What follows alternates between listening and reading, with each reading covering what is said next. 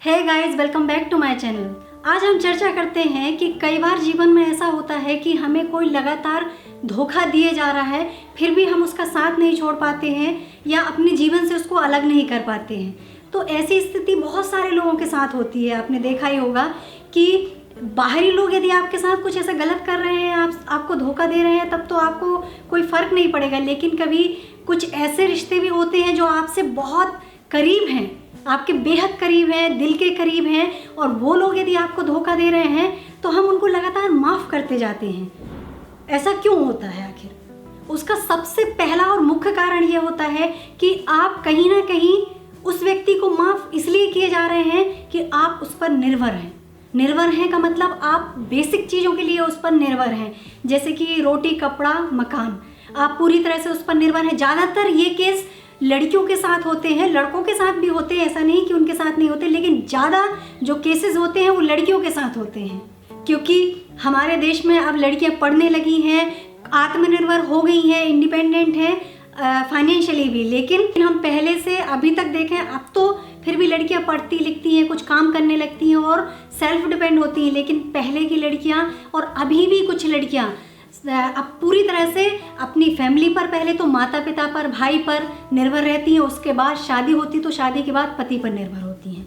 तो ये मुख्य कारण होता है कि यदि उनके साथ उनकी फैमिली में कुछ गलत हो रहा हो या उनसे कोई धोखा दे रहा हो या झूठ बोल रहा हो, तो वो लोग इस चीज़ को सहन करते जाते हैं, क्योंकि वो आत्मनिर्भर नहीं है। वो जाएंगी तो जाएगी कहाँ? घर छोड़ के तो भाग नहीं सकती।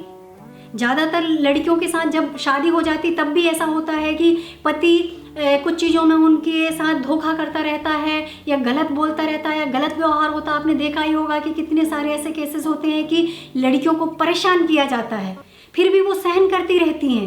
क्यों? क्योंकि हमारे समाज में ऐसा है कि यदि लड़की मायके भी आ जाए तो मोहल्ले वाले, समाज वाले, रिश्तेदार उसको इतना ताना कसेंगे कि वो जीवन भर अपने मायके भी नहीं रह सकती है यदि उसकी शादी हो चुकी है। तो ये कारण है कि वो कहीं ना कहीं चीज़ों को अपने अंदर दबाती रहती है और चीज़ों को सहन करती रहती है। इससे जुड़ा हुआ दूसरा एक और कारण है कि उनके पास कोई और ऑप्शन नहीं होता है। जैसे कई बार ऐसा होता है, बहुत गुस्सा आता है कि यार चीज़ों को छोड़ दें, लेकिन बहुत सारी चीज़ें कि दूसरा कोई ऑप्शन ही नहीं, जाएंगे तो जाएंगे कहाँ? क्योंकि हम तो पूरी तरह से निर्भर हैं। कई लोगों के तो बच्चे भी हो जाते हैं। अब ये कि मैंने यदि कोई एक्शन लिया अपनी भावनाओं को लेकर, तो बच्चों का क्या होगा? फिर बच्चा अकेला पाल भी लिया तो उसको माता पिता दोनों की ज़रूरत है भविष्य में। फिर क्या होगा? कहीं ना कहीं जीवन भर कलह बना रहेगा। ये कारण भी होता है कि हम धोखे को सहन करते जाते हैं और उसको वही खत्म नहीं करते, लगाम नहीं लगाते कि अब नहीं, इससे ज़्यादा नहीं कर सकते आप मेरे साथ। नेक्स्ट है कि भावनात्मक जुड़ाव हो चुका होता है। हम किसी के भी साथ रहते हैं तो एक तरह का लगाव या प्रेम हो ही जाता है। आप जानवर के साथ भी कुछ दिन साथ में रहेंगे तो आपको उससे भी लगाव हो जाएगा। तो जब आप एक इंसान के साथ रहते हैं तो कहीं ना कहीं आपको जुड़ाव हो ही जाता है। और वो कारण भी होता है कि आप हर बार उसको माफ़ करते जाते हैं कि चलो ठीक है, कोई नहीं, आगे देखेंगे, सब ठीक हो जाएगा, सब ठीक हो जाएगा। क्यों? क्योंकि आप उसके मोह में पड़ गए हैं, प्रेम में पड़ गए हैं। तो कहीं ना कहीं आप नहीं चाहते कि उसकी बेइज्जती हो, उसको समाज में, अपने पेरेंट्स को भी बताएंगे तो उसको नीचा दिखाएं हम। ये भी कारण होता है कि हम उस चीज़ के लिए उनको जो धोखा है उसको माफ़ करते जाते हैं। नेक्स्ट है कि हम हमेशा एक नई उम्मीद में जीते हैं। हम ये सोचते हैं यार जो हो गया वो हो गया है, आगे सब सही होगा। हमेशा यही सोच होती है। चाहे आप मायके में रहो, ससुराल में रहो, कहीं भी हो, आपके साथ कुछ भी गलत होता है या आपको ऐसा लगता है ये ठीक नहीं है, तो हम आगे ये उम्मीद करते हैं यार ये हमारे अपने ही तो हैं, चल ठीक है, हो गया है, आगे कुछ अच्छा होगा। नए होने की उम्मीद करते हैं कि आगे बेहतर होगा। ये भी एक कारण है कि हम कहीं ना कहीं उनको बार बार माफ़ करते जाते हैं। नेक्स्ट है कि बहुत सारे लोग ये सोचते हैं कि यदि हम खुलकर इसका विरोध करेंगे तो कहीं ना कहीं हम भी दुखी होंगे, और आगे चलकर यदि हम दुखी होते हैं भावनात्मक रूप से तो हमें वापस कैसे संभलेंगे हम उस चीज़ से, क्योंकि टूट जाएंगे, एक सहारा नहीं मिलेगा। आप जानते ही होंगे हमारे हिंदुस्तान में भावनात्मक जो भी रिश्ते टूटते हैं या कोई धोखा मिलता है आपको रिश्तों में, तो आपको कहीं ना कहीं सपोर्ट नहीं मिलता है। कहीं ना कहीं आप में ही कमियां ढूंढी जाती हैं कि आपकी भी गलती होगी या आपने ही ऐसा किया। क्या आप एडजस्ट नहीं कर सकते? तो जीवन में कितना एडजस्ट करेंगे?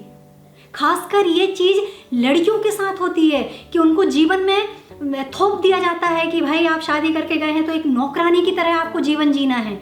भले ही वर्किंग वूमेन है तब भी ये ऐसा क्यों है हमारे समाज में कि यदि लड़की काम भी कर रही है फिर भी वो एक नौकरानी की तरह परिवार की सेवा करे, घर को संभाले, बर्तन कपड़े घर का सारा काम करे, घर पर खाना बनाए, उसके बाद काम पर जाए। काम पर से वापस आने के बाद भी उसको जिम्मेदारी थोप दी जाती कि ये आपका फर्ज है कि आपको खाना बनाना ही है। क्यों बनाना है भाई?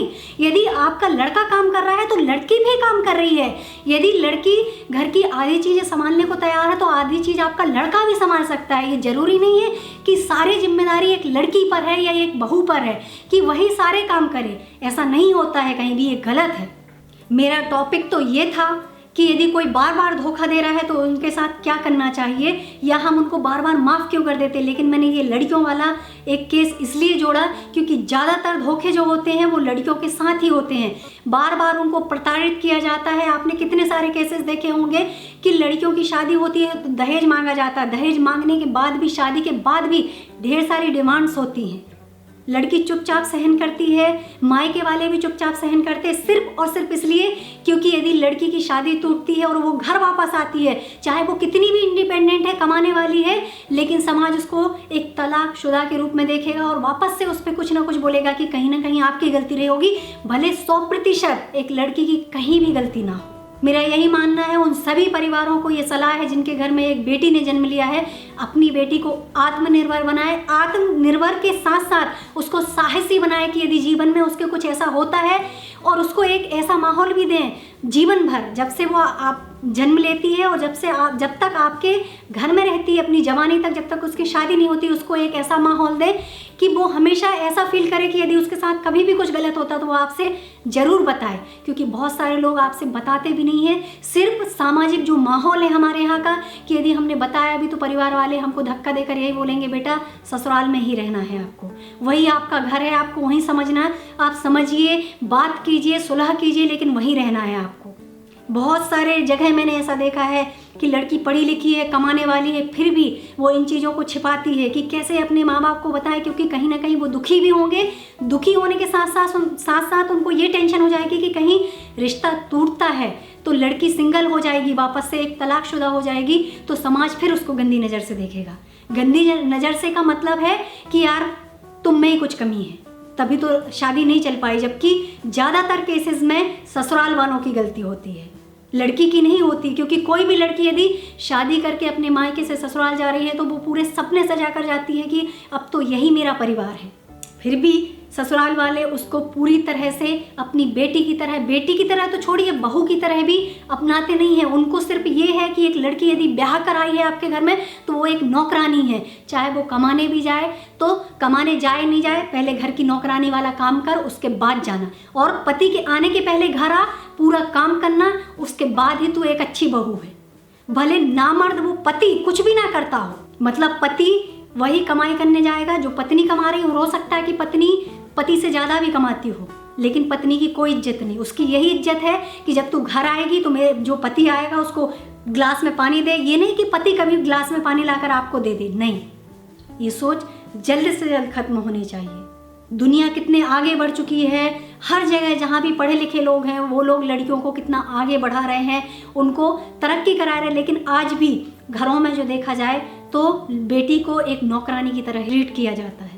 ये कहाँ, किस कानून में लिखा है कि लड़की घर के सारे काम करेगी और लड़का नहीं करेगा? लड़का राजा की तरह सोफे पे बैठेगा और हाथ में थाली मिलेगी और खाना खाएगा।